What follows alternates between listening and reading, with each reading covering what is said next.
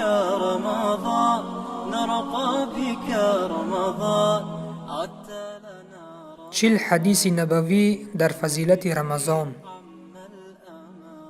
ونفوسنا فيه به نام خداوند بخشنده و مهربان. از ابوبکر ثقفی خداوند از او راضی باد روایت است که پیامبر صلی الله علیه و سلم فرمودند ثواب 2 ماه عید کم نمی شوند، ماه رمضان و ماه ذوالحجه. ثواب 2 ماه که در آن عید است یعنی ماه رمضان و ذوالحجه کم نمی شود اگر چند 29 روز باشند هم.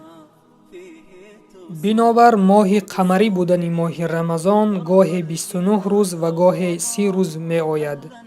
اگر سال رمضان 29 روز باشد ثوابش کم نمی شود و شخصان روزدار ثواب 1 ماه کامل را می گیرند و این خود از رحمت و فضل خداوند مهربان است.